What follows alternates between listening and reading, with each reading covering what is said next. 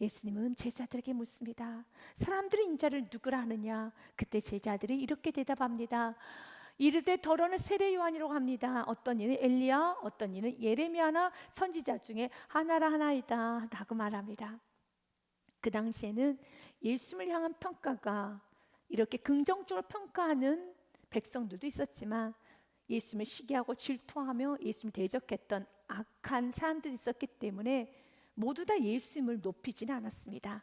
그런데 제자들은 부정적인 말은 제외시키고 좋은 말만, 최고의 칭찬의 말만 예수님께 하는 겁니다. 예수님, 천국 복음을 전했던 세례 요한이라고 하더라고요. 또 예수님, 어떤 사람은요, 그 권능의 선지자, 최고 하나님께서 인정했던, 하늘에서 불을 내리고 기도로 3년 6개월 동안 닫혔던 하늘의 문을 열었던 그 권능의 엘리야 선지자라고 하고요. 또 어떤 이들은 예수님을 향해서 사랑의 선지자, 눈물의 선지자였던 에레미야라고 합니다 라고 말합니다. 제자들은 예수님께 칭찬을 올려드린 겁니다. 예수님을 높인 겁니다. 그런데 제자들이 예수님을 칭찬하며 예수님을 높였던 그 말에 관하여서 예수님은 전혀 흡족하지 않습니다. 그래서 다시 묻는 겁니다. 정답이 아니기 때문에 다시 묻는 겁니다. 성경 우리에게 정답만을 가르쳐 줍니다. 신앙생활은 예매모호하게 하는 거 아닙니다. 신앙은 진리를 믿는 겁니다. 정답을 믿습니다. 정답이 있습니다. 여러분들이 정답 비슷한 걸 믿고 따라서는 안 돼요. 정답을 믿으셔야 되는 겁니다. 다시 묻습니다. 너희는 나를 누구라 하느냐? 이르시되 너희는 나를 누구라 하냐? 그때 예수님은 제자들에게 너희는 나를 누구라 하느냐? 그때 베드로가 예수님께 이렇게 대답을 하네요. 16절 말씀 같이 읽겠습니다. 시몬 베드로가 대답하여 이르되 주는 그리스도시요 살아계신 하나님의 아들이십니다. 아멘. 사랑하는 여러분, 베드로가 대답합니다. 주님은 그리스도십니다. 그리고 살아계신 하나님의 아들이십니다. 이 말씀을 듣자 예수님께서는 바요나 시몬아 내가 복이 있도다 말합니다. 17절 말씀 같이 읽습니다. 예수님께서 대답하여 이르시되 바요나 시몬아 내가 복이 있도다. 이를 내게 알게 한 이는 혈육이 아니요 하늘에 계신 내 아버지시니라. 아멘. 복은 정답을 말할 때 복이 임하는 거예요. 정답 비슷한다고 해서 복이 임하는 거 아닙니다. 여러분의 가정에 복을 받기 원합니까? 여러분의 가정에 형통하기 원합니까? 여러분 인생에 복 받기 원합니까? 그렇다면 정답을 말하셔야 되는 겁니다. 정답을 믿으셔야 되는 겁니다. 여러분 진리를 따라가셔야 되는 겁니다. 비슷하게 신앙생활하면 안 됩니다.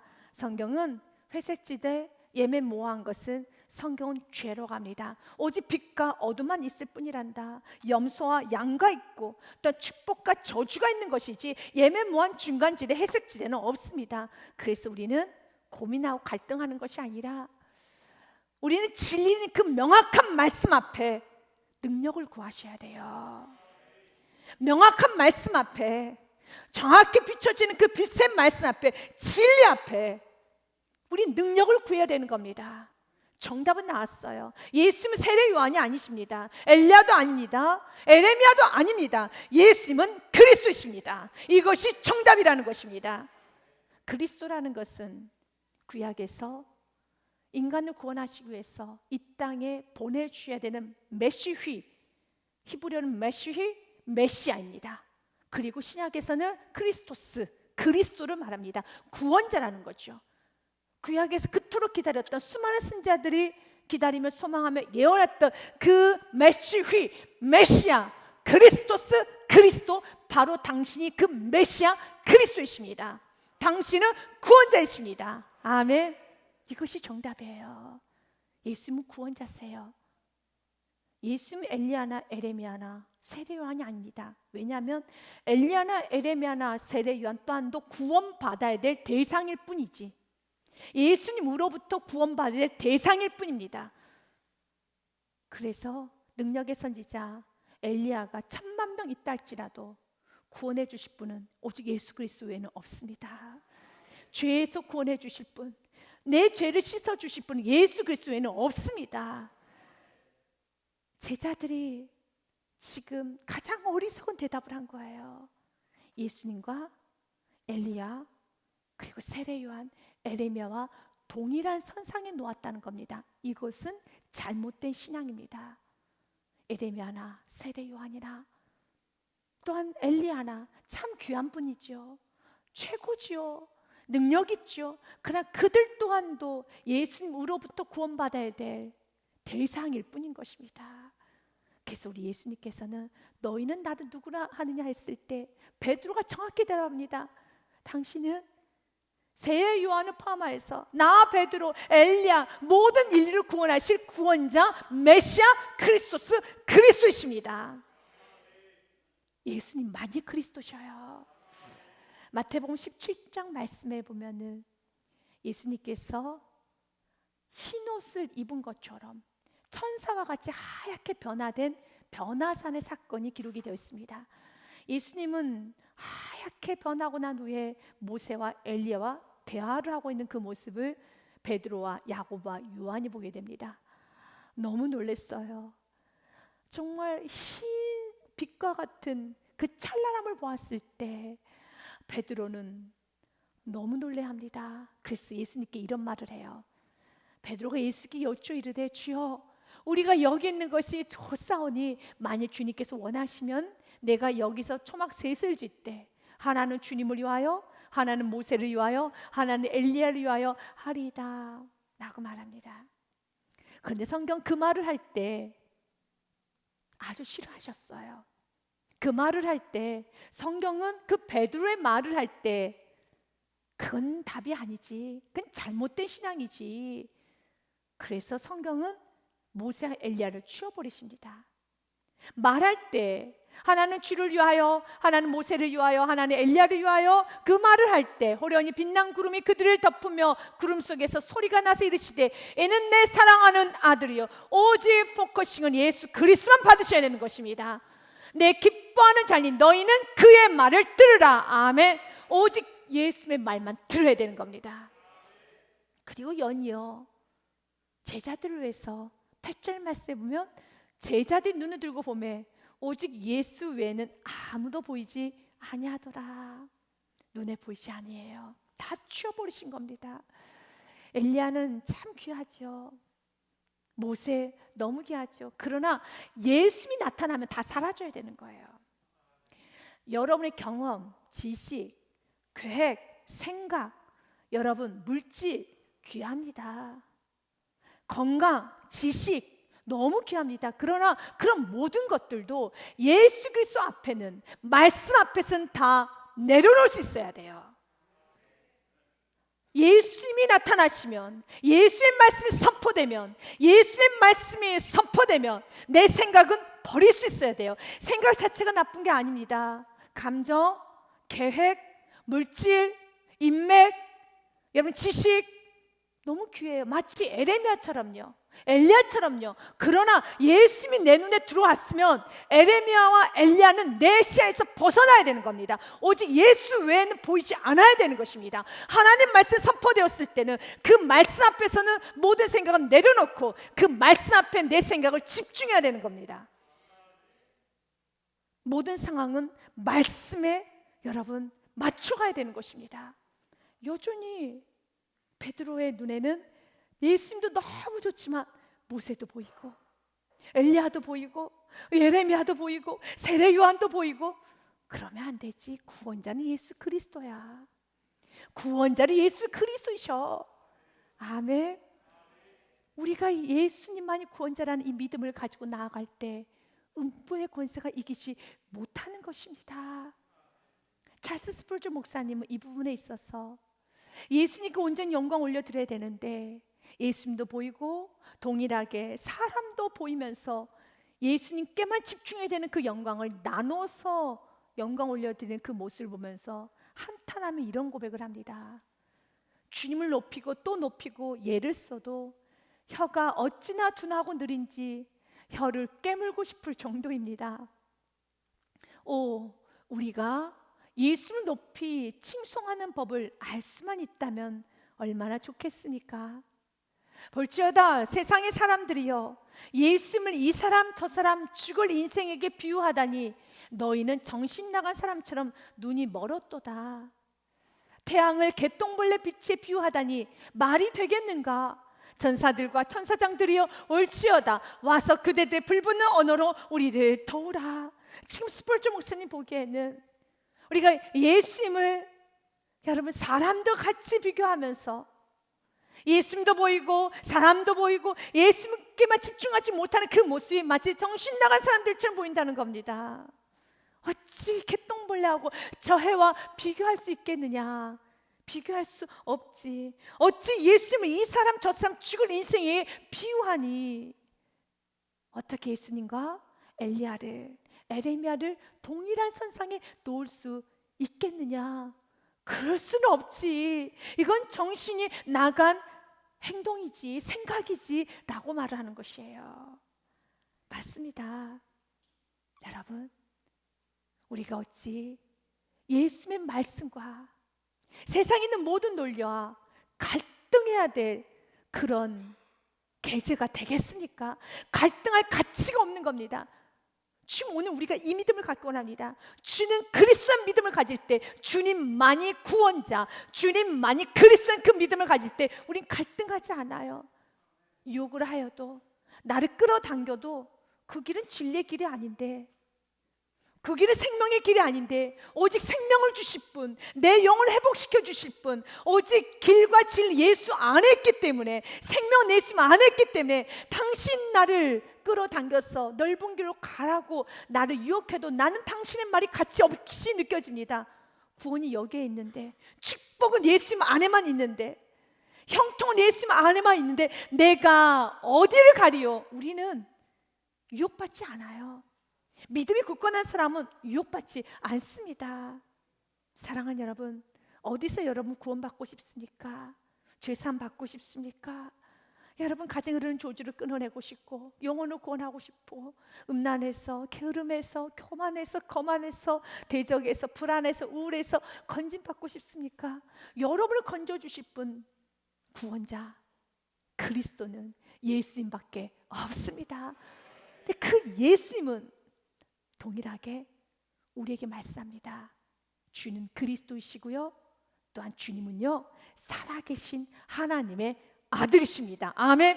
그분은 너무너무 높으셔서 멀리 계시는 것이 아니라 살아 역사하셔서 여러분의 작은 힘도 응답해 주시는, 여러분과 가까이 하고 계시는, 여러분의 모든 문제를 너무너무 잘 아시는, 살아 역사하시는 하나님이십니다. 우리 주님은 오늘도 살아 역사하여 주십니다. 이 고백을 들었던 우리 예수님께서는 바요나 시몬아, 참 내가 복이 있도다. 이를 알게 하니는 혈육이 아니요 너의 생각이 아니라 하늘에 계신 내 아버지시니라. 이것은 은혜입니다 라고 말을 하면서 축복의 말씀을 선포하기 시작합니다. 18절 말씀 같이 읽습니다. 또 내가 내게 이르노니 너는 베드로라.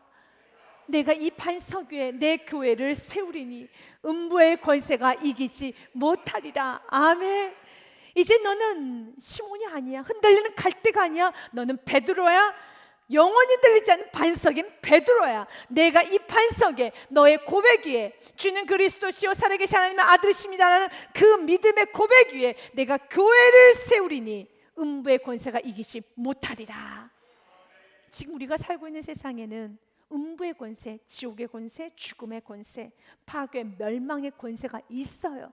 그래서 사단 마귀는 우는 사자와 같이 우리를 죽음으로, 지옥으로, 파멸로 끌어가기 위해서 여러분 호시탐탐 노리고 있어요. 음부의 권세가 있어요. 힘이 있습니다. 그런데 이 세상에 공중권세를 잡고 있어도, 사단이 공중권세를 잡고 있어도, 베드로 같은 고백을 하고 있는 성도가 모여있는 교회, 베드로 같은 고백을 하고 있는 그 성도들의 가정은 음부의 권세가 이기지 못합니다. 어떤 고백을 해야 되겠습니까? 사단이 공중권세 잡고 있는 이 세상에서 우리가 이길 수 있는 거 한 가지입니다. 주님만이 그리스도이십니다.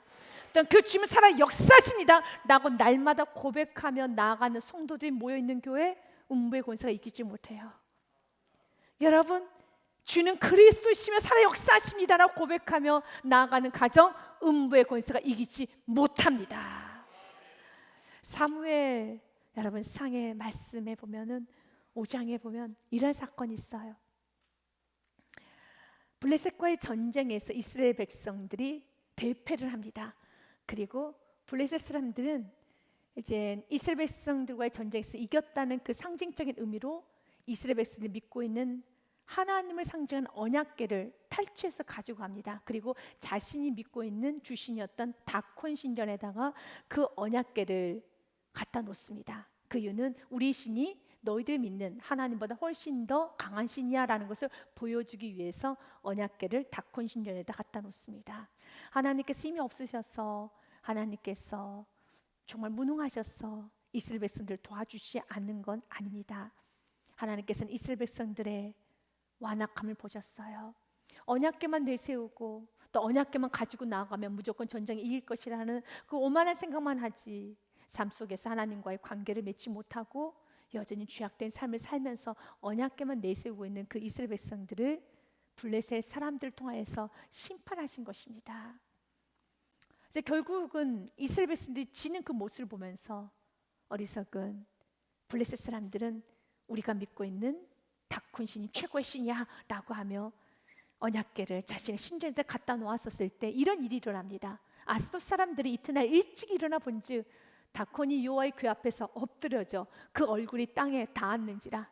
그들이 다콘을 일으켜 다시 그 자리에 세웠더니 아멘, 진짜 신이 나타나면 가짜는 다 물러가게 되어 있습니다. 다콘 신이 최고의 신이 아니죠. 여러분, 그건 가짜입니다. 그래서 땅에 엎드려져 있어요. 깨져 있습니다. 이것을 보고 블레셋 사람들 깨우쳐야 되는 건데 인간은 참 무지해서 한 번 더 깨져야 되네요. 4절 말씀해 보니 그 이튿날 아침에 그들이 일찍 일어나 본즉 다콘이 여호와의 궤 앞에서 또다시 엎드려져 얼굴이 땅에 닿았고 그 머리와 두 손목은 끊어져 문지방에 있고 다콘의 몸뚱이만 남았더라. 판판이 깨집니다. 그래서 우리 인생 가운데 하나님께만 예배할 수 있는 그 인생, 빠르게 환경을 통해서 하나님이 참 하나님이시군요, 하나님만이 경배 받으셔야 됩니다, 하나님께 예배해야 됩니다를 환경을 통해서 많이 깨지고 하나님께 예배하는 성도가 아니라 정말 우리는 고백해야 됩니다. 여호와만이 참 신이십니다. 어디 여호와만이 하나님이십니다. 여호와 외에는 없습니다. 주밖에 나의 복은 없습니다. 시편 16편에 고백을 하셔야 됩니다. 내가 여호와께 아뢰되 주는 나의 주님이시오니 주밖에는 나의 복이 없다 하였나이다. 아멘. 주님 밖에는, 주님 외에는 no other good, 좋은 건 없습니다. 오직 주밖에 없습니다. 그리고 내가 믿는 그 하나님은 상처나지 하나님, 내가 믿고 있는 하나님만이 참 하나님이십니다. 믿고 나아갈 때 복이 임해요. 신명기서 4장 말씀에도요, 그런즉 너는 오늘 위로 하늘에나 아래로 땅에 오직 여호와는 하나님이시요 다른 신이 없는 줄 알아 명심하고. 아멘. 다른 신은 없어요. 오직 하나님만 계십니다. 하나님만이 우리가 믿어야 될 대상입니다. 이렇게 믿고 나아갈 때 하나님은 복을 주신다고 말씀합니다. 40절 말씀 같이 읽습니다. 오늘 내가 내게 명령하는 여호와의 규례와 명령을 지키라. 너와 내 후손이 복을 받아 내 하나님 여호와께서 내게 주시는 땅에서 한없이 오래 살리라. 아멘. 하나님 주신 땅에서 한없이 오래 살기 원합니까? 그렇다면 하나님만이 유일한 하나님이신 것을 아시고 명심하고 살아가야 되는 것입니다. 그분은 살아 역사하십니다. 그분만이 그리스도이십니다. 다른 분은 구원하실 어떤 대상이 없습니다. 그분만이, 예수님만이 구원자이십니다. 예수님만이 구원자이십니다 라고 내가 명심하며 살아가기 시작할 때 음부의 권세가 이기지 못합니다. 다른 걸 의지하지 마십시오. 오직 주님만이 구원자이십니다. 하나님께서 우리에게 고난을 주신 이유가 여러 이유가 있을 것이지만 고난을 왜 주셨을까요? 사도 바울은 자신이 받았던 고난을 이렇게 해석을 합니다. 형제들아, 날 사랑하는 교우들아, 우리가 아시아에서 단 환난을 너희가 모르기를 원하지 아니하노니 힘에 겹도록 심한 고난을 당하여 살 소망까지 끊어지고 너무 많은 고난을 받았다는 겁니다. 그런데 고난을 받은 이유는 9절이라는 것이에요. 같이 읽습니다. 우리는 우리 자신이 사형 선고를 받은 줄 알았으니 이는 우리로 자기를 의지하지 말고 오직 죽은 자를 다시 살리신 하나님만 의지하게 하십니다. 아멘. 고난을 주신 이유는 자기를 의지하지 말고 하나님만을 의지하라 하시기 위함이 우리 주님께서 고난을 주신 것입니다. 주님은 우리가 주님만 의지하기 원합니다. 주님만이 그리스도라고 고백하기 원합니다. 그리고 그 그리스도께서는 지금도 살아 역사하셔서 여러분의 삶 가운데 관여하시고 여러분의 삶 가운데 인도하여 주시고 도와주시는 그 살아 역사하시는 그 주님을 여러분이 믿고 나아가기 원합니다. 우리 예수님께서는 이렇게 말씀하세요. 내가 또한 천국의 열쇠를 내게 주리니 내가 땅에서 무엇이든지 매면 하늘에서도 매일 것이요 내가 땅에서 무엇인지 풀면 하늘에서도 풀리리라 하시고. 아멘. 천국 문을 열 수 있는 분은 오직 예수 그리스도시죠. 그래서 천국의 열쇠는 예수 그리스도이십니다. 예수님께서는 오늘 내가 천국의 열쇠 예수인 나를 내게 주리니 누구든지 예수의 이름을 믿고 예수님만이 구원자인 걸 믿고 예수님은 살아 역사하시는 걸 믿고 기도하면 묶인 모든 문제를 풀어달라고 기도하면 내가 풀어줄 것이고 이 문제를 묶어 주옵소서라고 하면 내가 묶어 줄 것이고 너가 나의 이름으로 기도하며 너가 나의 이름을 묶으면 내가 묶을 것이고 나의 이름을 풀면 내가 풀어 주리라. 아멘. 요한복음 말씀에도 주님 우리에게 이렇게 약속하셨어요. 너희가 내 이름으로 무엇을 구하든지 내가 행하리니 이는 아버지로 하여금 아들로 말미암아 영광을 받으시게 하려 함이라. 아멘. 내 이름으로 무엇을 구하든지 우리 주님 행하신다는 겁니다. 주님이 구원자이십니다. 가정을 구원하실 분은 주님이십니다. 자녀를 살리실 분은 주님이십니다. 질병을 치료하실 분도 주님이십니다. 이 사업장을 다시 회복시키실 분도 주님이십니다 라고 믿고 예수 이름으로 구하기 시작하면 문제는 풀립니다. 그래서 오늘도 저 여러분 구해야 돼요. 주님, 내가 정말 예수님을 그리스도를 믿는 믿음으로 충만하게 하여 주옵소서. 나의 영혼육이 나의 세포 하나하나까지 오직 예수님만이 그리스도이십니다. 이 믿음으로 충만하게 하여 주옵소서. 정말 지금 내가 필요한 것은 물질이 아니었어요. 건강이 아니었습니다. 믿음입니다. 예수님을 제대로 믿는 믿음이 내게 필요합니다. 주님께 구하기 시작할 때 정말 주님께서 여러분에게 놀라운 믿음, 정말 굳건한 믿음을 주셔요. 그 굳건한 믿음이 있는 사람은 모든 상황에서 기도해요. 멈추지 않아요. 말씀 그대로 14절 말씀까지 계속 이어갑니다. 같이 읽겠습니다. 내 이름으로 무엇이든지 내게 구하면 내가 행하리리. 아멘. 그리스도라는 걸 믿고 무엇인지 구하면 내가 행하리라. 요한복음 말씀, 고린도후서 말씀인데 고린도후서 1장 20절 말씀도 동일하게 이렇게 기록되어 있습니다. 같이 읽습니다. 하나님의 약속은 얼마든지 그리스도 안에서 예가 되나니 그런지 그로 말미암아 우리가 아멘하여 하나님께 영광을 돌리게 되느니라. 아멘. 하나님의 수많은 약속은 얼마든지 그리스도 안에서는 예가 됩니다. 예스가 됩니다. 아멘이 됩니다. 오직 예수만이 그리스도라고 믿고 나아가는 자에게는 모든 약속의 말씀은 예스가 됩니다. 아멘이 됩니다. 이제는 우리는 구해야 되는 것입니다. 이제는 우리 예수 그리스도를 온전히 믿고 구해야 되는 것입니다. 더 나아가서 천국의 열쇠를 문자 그대로 해석을 할 때 너무 귀한 은혜가 있습니다. 천국의 열쇠, 천국의 문을 여는 열쇠 누구입니까? 예수 그리스도죠. 맞습니다. 예수 그리스도 복음, 바로 우리 앞에 저 영혼에게 복음의 문, 천국의 문이 닫혔지만 내게 천국의 열쇠가 있기 때문에, 나에게 예수 그리스도가 있기 때문에, 나에게 복음이 있기 때문에 내가 예수 그리스도 복음을 전하면 그 영혼 앞에 천국 문이 열립니다. 내가 복음이신 예수 그리스도, 천국의 열쇠이신 예수 그리스도를 내가 전하기 시작할 때 그 영혼에게 복음, 천국의 문이 열립니다. 여러분, 이보다 더 행복하고 황홀한 인생은 어디 있겠습니까? 여러분이 만나는 많은 사람들에게 천국의 문이 닫혔는데 내게 천국의 열쇠가 있어. 내가 너에게 열쇠 하나 줄게. 내가 너에게 열쇠 줄게. 무슨 열쇠? 천국의 열쇠. 예수 그리스도 복음을 전하십시오. 그 영혼이 천국 들어가게 되는 겁니다. 천국의 문이 열리는 겁니다. 주님께서는 천국의 문의 연의 열쇠를 우리에게 주셨어요. 내 손에 들려주었습니다. 복음이 지금 내 손 안에 있습니다. 예수 그리스도가 지금 나에게 있습니다. 내 입술을 통하여서 예수 그리스도를 전하는 겁니다. 천국의 문을 열어주는 것입니다.